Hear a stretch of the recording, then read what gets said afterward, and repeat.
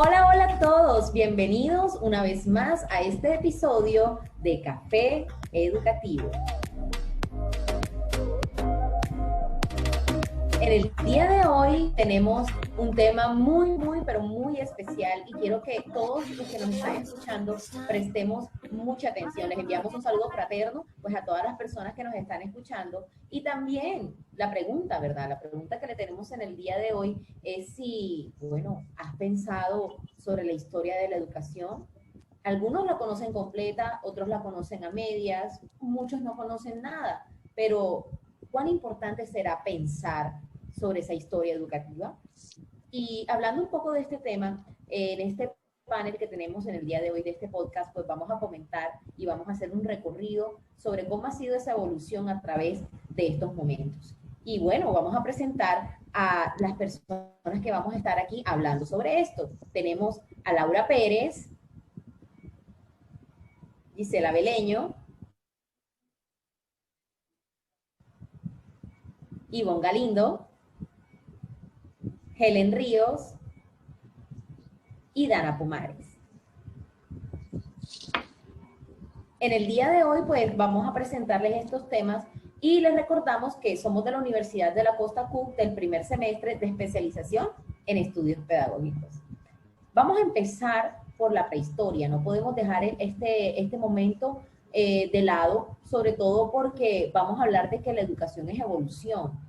Y a partir del momento en que el ser humano, después de caminar, ¿verdad? De forma cuadrúpeda a forma bípeda, es decir, con sus dos piernas, empezamos a notar diferentes esbozos de cómo empezó a transformarse el desarrollo cognitivo del ser humano. Ya esta persona necesitaba buscar sus cosas y utilizaba las manos para poder buscar los recursos que tenía la tierra. Y es ahí donde él también empieza a diseñar diferentes tipos de instrumentos para labrar, para trabajar, pero también para poder defenderse. Sin embargo, el hombre en ese momento era nómada. Sin darse cuenta, más adelante, él mismo se percató de que no era bueno que el hombre fuera nómada, él necesitaba estar en comunidad. Y es entonces cuando el hombre empieza a formar diferentes comunidades y se empiezan a formar las diferentes aldeas. Estas aldeas son caracterizadas porque mientras más estaban, pues obviamente más tiempo sobrevivían. Y es ahí donde podemos ver que empiezan esas primeras transmisiones de conocimiento y esa memoria genética de generación a generación, de padres a hijos, de hijos a padres, y cómo podemos transformar este conocimiento. Y hoy en día se ha comprobado científicamente que tenemos una memoria genética. Ahora bien, hay que considerar que la educación es y siempre será evolucionada y de acuerdo al momento histórico en el cual se encuentra. Claro que sí, André. Así, a diferencia de la época anteriormente tú mencionabas, donde el individuo se preocupaba era por desarrollar habilidades de supervivencia, en esta época grecorromana lo que realmente interesaba era de que el individuo desarrollara habilidades intelectuales, que la memoria fuera, o sea, que fuera algo de datos muy exactos. Era un individuo que debía tener, era una época realmente de grandes pensadores y todo conducía, era de grandes pensadores y de filósofos, y todo esto conducía a Roma, ¿cierto? Era una época donde ocurrió algo muy importante que fue la caída del Imperio Romano, y con la caída del Imperio Romano, ahí pierde toda la autoridad y la autonomía, y es cuando llega la iglesia, toma el dominio de la educación, toma el dominio de la política, de la economía. Entonces, ya teniendo el dominio de eso, él va a formar un individuo. ¿Qué tipo de individuo va a formar aquí? Un individuo que su carácter y todo va dirigido hacia la religión. No importa la verdad, lo que realmente importa aquí es la fe, ¿cierto? Entonces, al tener un individuo sumiso, un individuo que debe desarrollar, sí, debe aprender a leer, debe aprender a escribir, pero también debe ser un individuo que debe estar sumiso a un ser supremo, y en este caso el ser supremo es Dios, pero más allá es la iglesia. Entonces ellos tienen un lema, dice, quien no lee, no escribe, hay que ser marginado, ¿sí? Wow, Gisela. Bueno, pues inevitablemente es difícil no asombrarnos con todo lo que nos estás contando y pues nos entran ganas de querer saber más sobre todo el devenir histórico en el que se ha visto enfrentado la educación. Es por esto que yo hoy les traigo a ustedes, chicas, y a todos nuestros queridos oyentes, estas siguientes interrogantes para continuar con este maravilloso viaje que apenas iniciamos. ¿Quién alguna vez no ha tenido que enfrentarse a una caída o a un cierre de ciclo? ¿Es esto verdaderamente un final o por el contrario es apenas un inicio?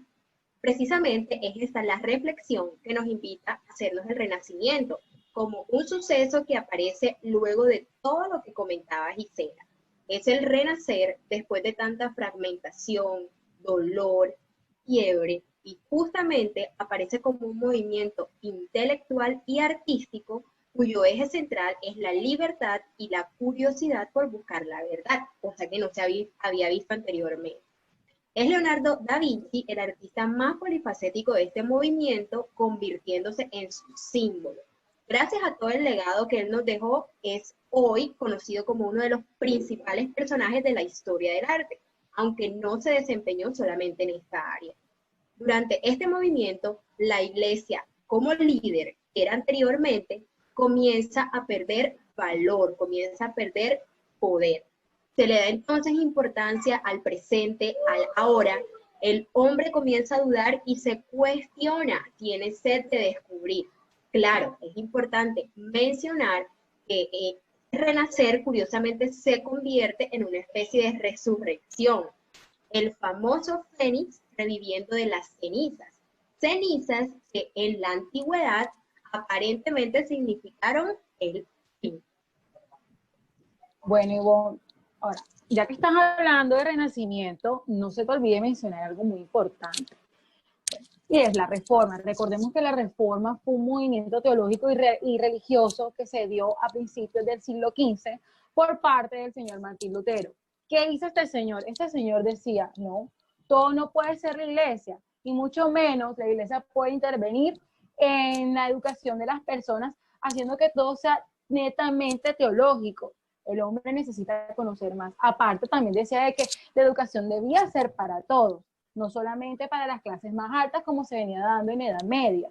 Decía, si un pueblo quiere prosperar, pues necesita educación. Ahora, ¿qué hizo ese señor? Este señor creó un nuevo sistema educativo, y dentro de este nuevo sistema educativo lo que hizo fue crear más escuelas. Le quitó el poder a la iglesia y dijo, no, ustedes ya tienen demasiado poder, quieren intervenir en todo, vamos a darle también intervención a los magistrados, a los príncipes, a los políticos, para que también intervinieran en este proceso. Ahora, esta época fue bastante fundamental, porque ya la educación fue más general, fue una educación, la educación también fue dada desde las clases bajas. Él decía, ¿de qué te sirve ser minero? Los mineros también necesitan educarse. ¿De qué te sirve tener una persona que te trabaje si no sabe? También necesita educarse aparte.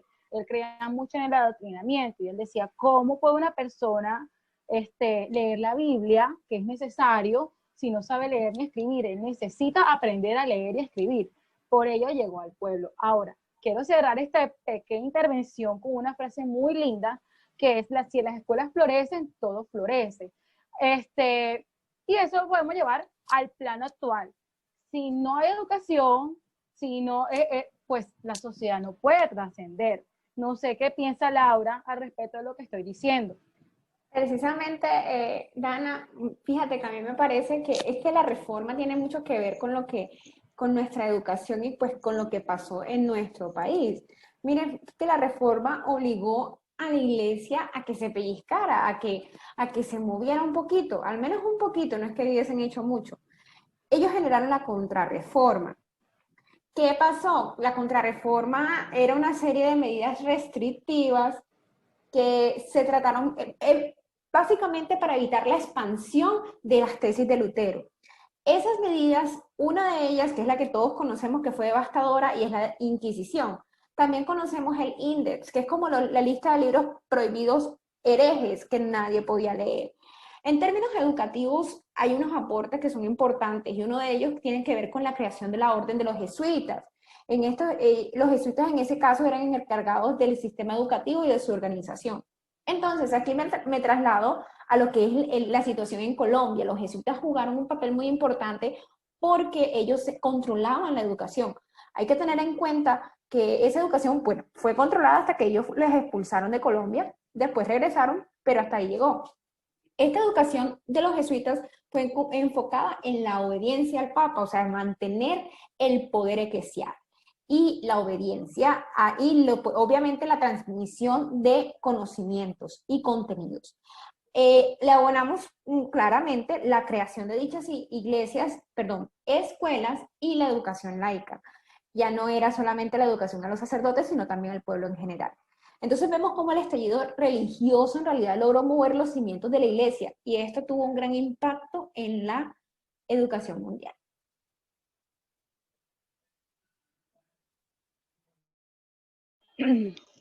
Como decía Laura, sufrió sus primeros movimientos, ¿verdad? Durante ese periodo en el que ella acaba de indagar un poco, pero como todo cambio trae consigo posiciones, luchas, ¿verdad? En este sentido, la ilustración marcó un cambio significativo porque trajo consigo ideales de libertad, de dignidad, y pretendía explicar todo lo de la verdad, pero a través del racional, la razón. En ese sentido, encontró choques, por ejemplo, con el protestantismo, que en ese momento tenía fuerza en España, y esa semilla que se dio sus frutos verdaderos, por ejemplo, con el pensamiento de Voltaire, la expresión, con la redacción de los derechos del hombre, con la lucha de Napoleón por la escuela, que es una lucha que actualmente todavía existe, porque seguimos luchando con el Estado, pidiendo los derechos para que todos podamos a una educación hechos con la misma igualdad. En ese sentido, el conocimiento es un ideal de justicia.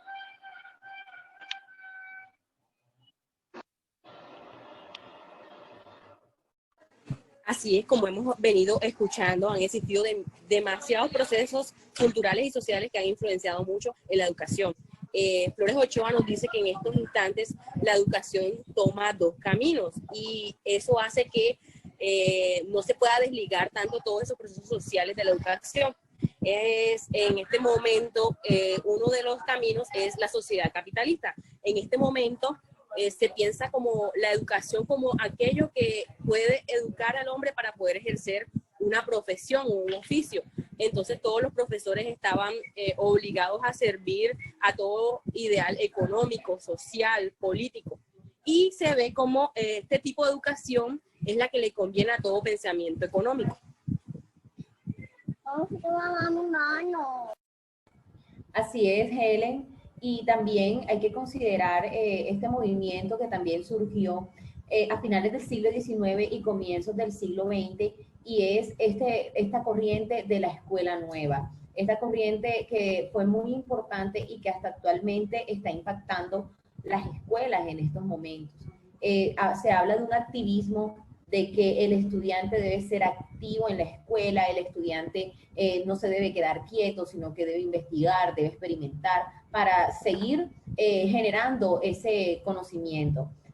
No solamente se puede hablar, ¿verdad?, de esta escuela nueva sin hablar de John Dewey, donde él también en sus postulados hablaba de que el niño y el ser humano en general no debe ser solamente activo en una sola parte, sino que debe ser activo en su sociedad.